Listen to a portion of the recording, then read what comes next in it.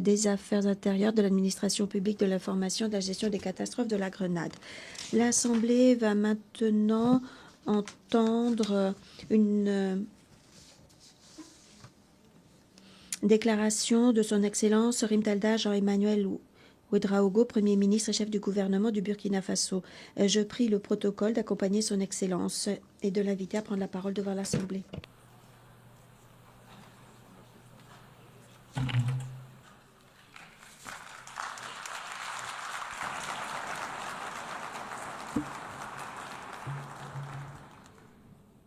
Madame la Présidente, Monsieur le Secrétaire général des Nations Unies, Mesdames et Messieurs les chefs de délégation, distingués délégués, Mesdames et Messieurs,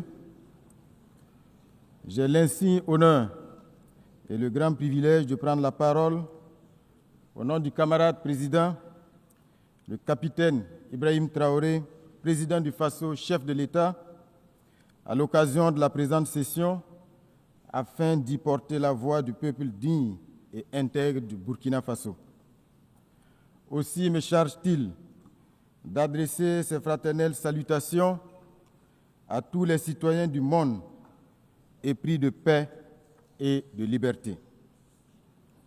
Madame la Présidente, je vous adresse au nom du Burkina Faso mes chaleureuses félicitations pour votre élection à la présidence de cette 80e session. Votre élection consacre la confiance de la communauté internationale en votre leadership et votre sens de l'écoute et du dialogue. Vous trouverez auprès du Burkina Faso un partenaire sincère, constructif et engagé. À votre prédécesseur, M. Philémon Yang, j'exprime ma gratitude pour la qualité et la rigueur du travail accompli lors de la 79e session.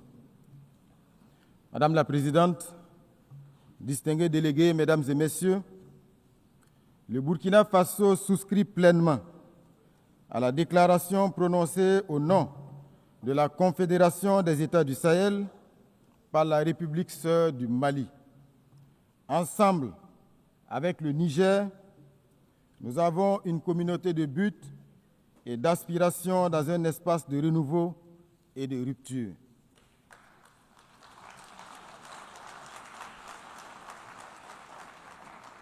Monsieur le Secrétaire général, le Burkina Faso tient à saluer l'apport du système des Nations Unies et de ses partenaires dans notre quête commune de stabilité et de prospérité. La présente session qui se tient 80 ans après l'adoption de la Charte des Nations Unies constitue une occasion idéale pour marquer une halte et dresser un bilan sans complaisance de notre organisation. C'est cette réflexion que nous propose le thème « Mieux ensemble, plus de 80 ans au service de la paix, du développement et des droits humains ». S'il s'inscrit dans la perspective de renouvellement de notre engagement mutuel en faveur d'un monde davantage porté sur l'équité et la justice et d'un multilatéralisme plus efficace, ce thème traduit bien la démarche idéale qui devrait guider chaque nation, chaque regroupement sous-régional, régional et international. Ces noces de chaîne qui devraient incarner un temps de célébration solennelle appelle plutôt à une profonde introspection. Le bilan des 8 décennies des Nations Unies, loin de susciter l'allégresse, s'apparente davantage à un fiasco embarrassant, une désillusion collective et un échec structurel. Puisque le devoir de vérité nous y invite, nous devrons reconnaître avec humilité que quoique le tableau global présente quelques acquis, celui-ci reste négativement marqué par 8 décennies d'optimisme durement éprouvé, 8 décennies d'espoir déçus, 8 décennies de rêves brisés, bref, 8 décennies de rendez-vous cruciaux manqués. C'est malheureusement l'image obscure d'une ONU que beaucoup de nos dévanciers de 1945, s'ils vivaient encore, auraient eu du mal à accepter. Il est donc difficile de se réjouir face à un bilan aussi mitigé. Comment comprendre que l'Afrique, berceau de l'humanité et foyer de tant de conflits, représentant plus d'1 milliard d'êtres humains, demeure exclue des instances décisionnelles du Conseil de sécurité? Comment accepter que des missions de maintien de la paix, financées à coups de milliards, quittent nos pays en laissant davantage de frustration et de souffrance que de résultats tangibles? Les causes de ce naufrage collectif sont pourtant bien connues de tous, notamment des États membres eux-mêmes, qui, durant des décennies, ont, dans le cadre de l'Assemblée générale, consacré leurs énergies à défendre des causes nobles et à proposer des réformes réalistes sans obtenir gain de cause. Que peut-on y faire si les décisions de l'Assemblée générale, qui ne sont pas contraignantes, la rendent congénitalement inaudible et inefficiente? Pouvait-on espérer un meilleur bilan avec un Conseil de sécurité malade de la politisation de ses décisions, impotent du fait de ses incohérences et inefficient en raison de ses divisions permanentes? Pire encore, ce Conseil au rôle aujourd'hui galvaudé se présente lui-même comme un grand fauteur de troubles pour la complicité tacite, sournoise et parfois active de certains de ses membres permanents, eux-mêmes grands acteurs et principaux financiers des crises de notre époque. Voilà ce qu'est devenu notre Conseil de sécurité. Une entreprise, il faut le dire, funeste, qui, du fait des visées prédatrices de certains de ses membres permanents, peut entre autres décider de quel pays sera à l'ordre du jour du terrorisme international, dans quel autre envoyer des opérations de maintien de la paix, comme pour mieux légitimer son rôle. C'est donc impuissant que nous assistons aux échecs d'initiatives, pourtant judicieuses en raison des rivalités entre États et à des crises non résolues, dont la plus emblématique est le conflit israélo-palestinien qui n'a que trop duré. L'inaction coupable de la communauté internationale face à la défiance de l'autorité des États par des terroristes financés et soutenus par d'autres États s'ajoute à tous ces paradoxes inquiétants. Le temps du sursaut et des réformes courageuses est venu. Sans cela, le Conseil de sécurité restera une institution anachronique, incapable de répondre aux défis de notre temps. Mesdames et messieurs, dans un monde en profonde mutation marqué à la fois par l'essor de la numérisation et par la persistance de tensions géopolitiques, il devient impératif de repenser nos stratégies de développement économique. Le commerce international ne peut plus être appréhendé à travers les schémas rigides et déséquilibrés qui nous ont été imposés, mais doit être réorienté vers le renforcement de l'autonomie économique, la transformation locale des ressources et la promotion d'une justice sociale réelle. Il est aujourd'hui reconnu que la prospérité durable passe par des politiques volontaristes d'industrialisation, de valorisation sur place de nos matières premières et de création d'emplois décents, notamment pour la jeunesse.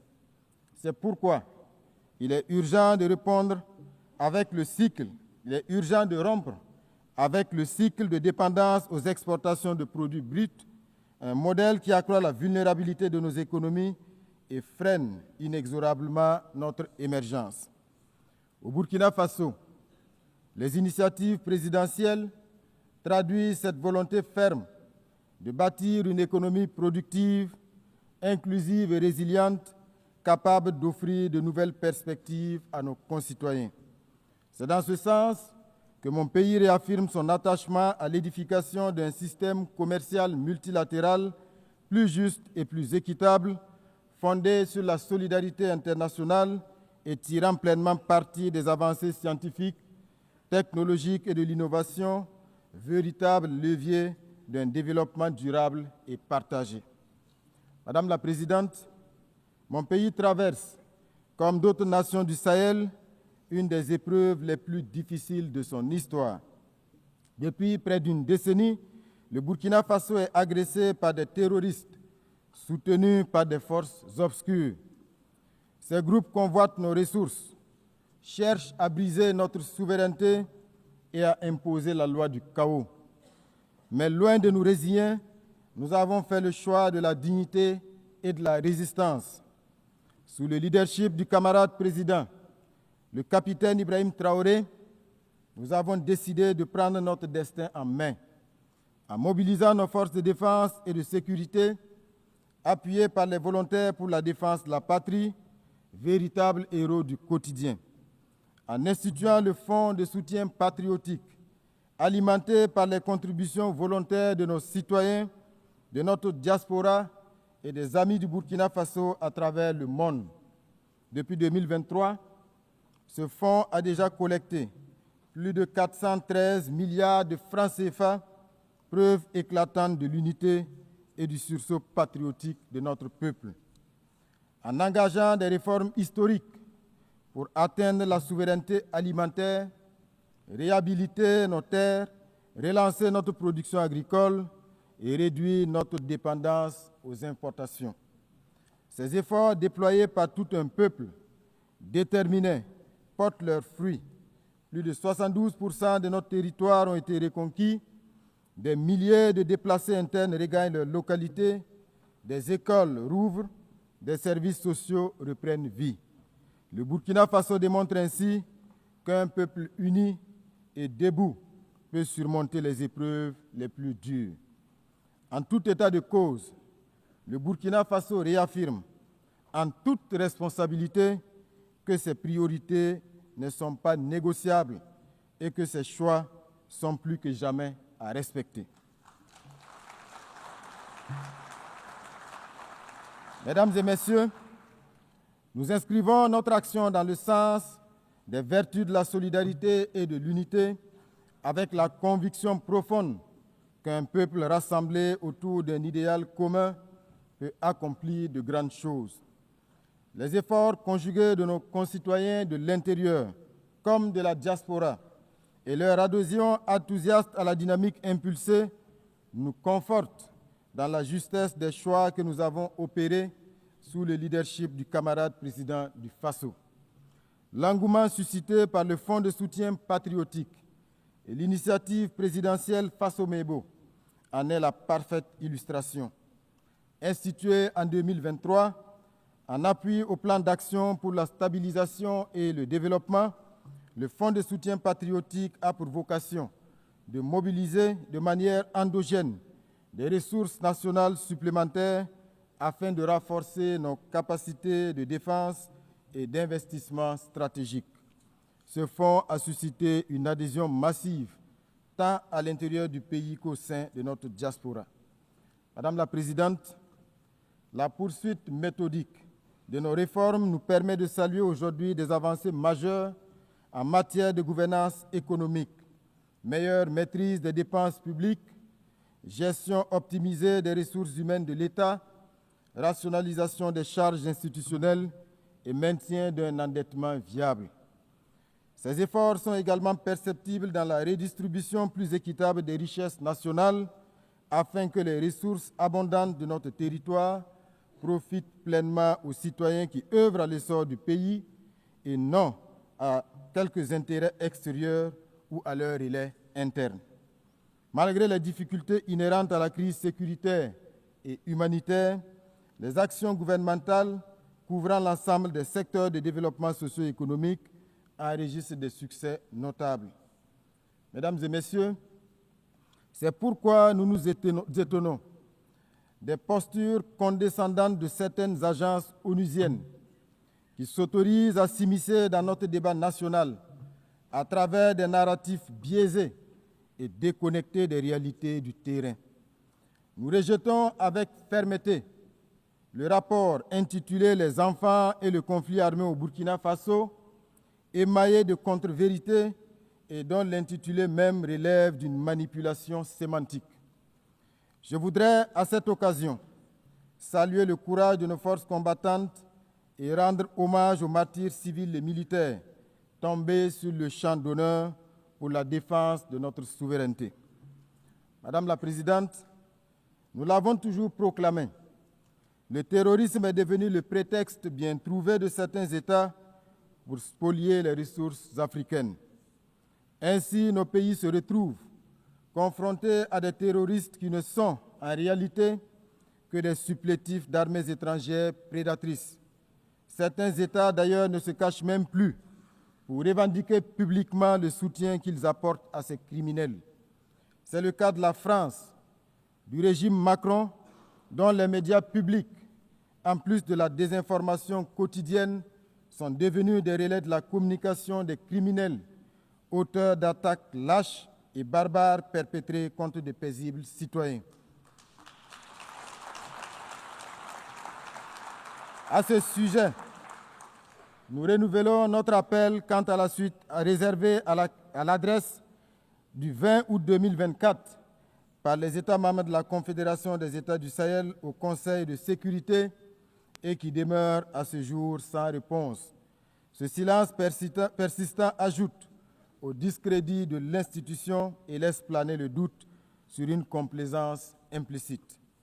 Plus inquiétant encore, certains membres du Conseil de sécurité continuent de piétiner la résolution 1373, pourtant contraignante, qui impose la répression du financement du terrorisme, le renforcement des contrôles frontaliers et une coopération internationale accrue. Au Sahel, nous avons pris acte de cette réalité et avons adapté nos dispositifs sécuritaires à cette donne tout en révisant nos modalités de coopération avec certains pays. Madame la Présidente, nous demeurons convaincus que les Nations unies doivent rester un cadre central de dialogue et de coopération, mais nous appelons à un partenariat rénové, fondé sur le respect mutuel, l'égalité et la solidarité sincère. Mesdames et Messieurs, face aux menaces communes et aux ingérences extérieures, le Burkina Faso, le Mali et le Niger ont uni leurs forces pour fonder la Confédération des États du Sahel. L'AES n'est pas un repli, encore moins une fermeture. Elle est une affirmation, l'affirmation de notre droit de disposer de nous-mêmes, de définir nos priorités et de bâtir une coopération régionale au service exclusif de nos peuples. C'est un choix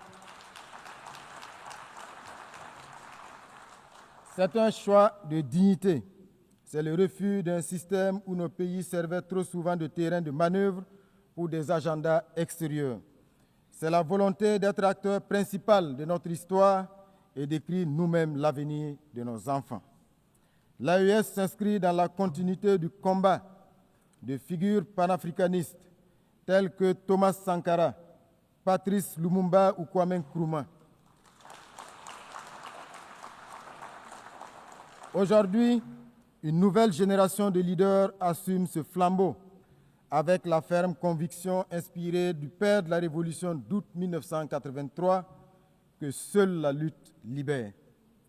Madame la Présidente, l'Afrique, depuis 8 décennies, revendique légitimement sa place au Conseil de sécurité. Il est temps de réformer profondément notre organisation.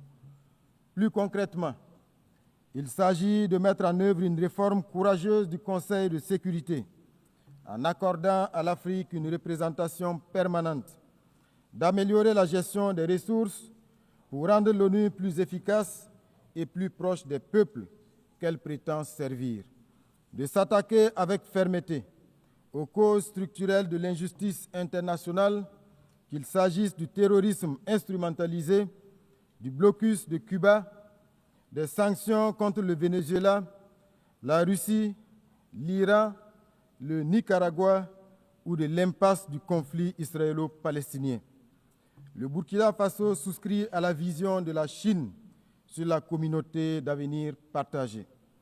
Dans le cas particulier de la République bolivarienne du Venezuela, nous réaffirmons notre soutien indéfectible à ce peuple qui subit depuis des décennies des campagnes d'isolement, des sanctions illégales et des provocations incessantes.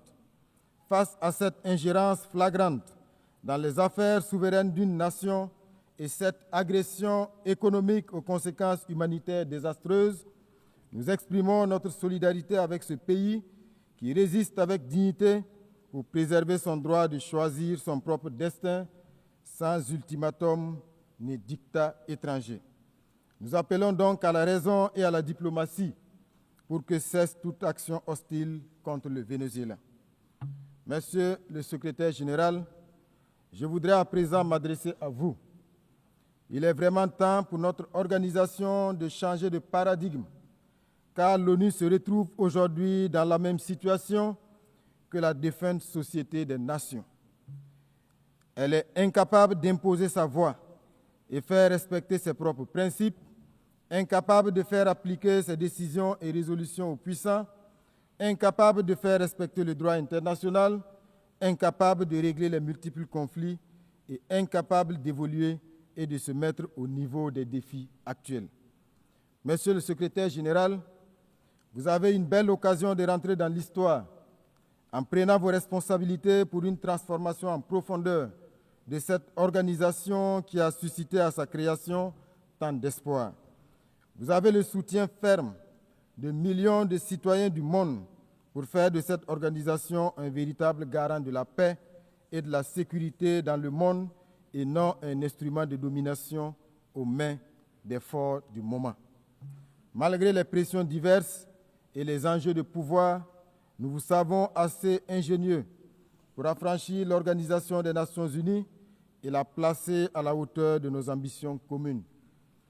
Madame la Présidente, abordant les questions de développement, le Burkina Faso salue la tenue de la 4e conférence internationale sur le financement du développement et forme le vœu que les conclusions de la réunion de Séville puissent contribuer à l'avènement d'une architecture financière plus équitable, respectueuse de la souveraineté des États et soutenant une transformation réelle des pays en développement.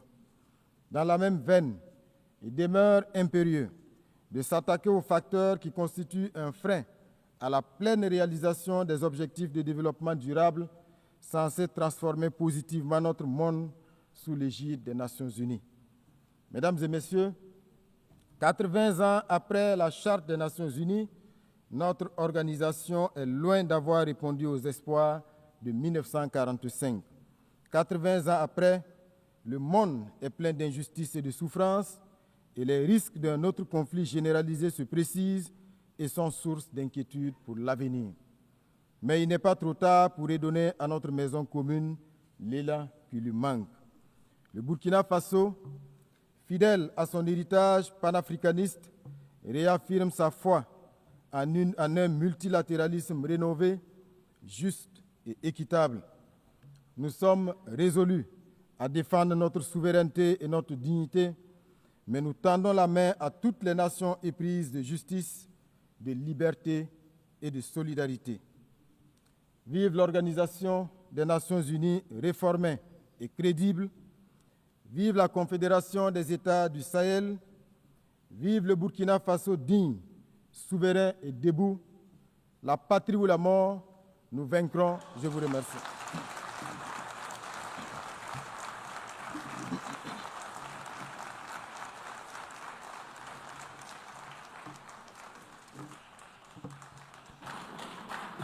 On behalf of the Assembly, Au nom de l'Assemblée, je souhaite remercier le Premier ministre et les chefs du gouvernement du Burkina Faso.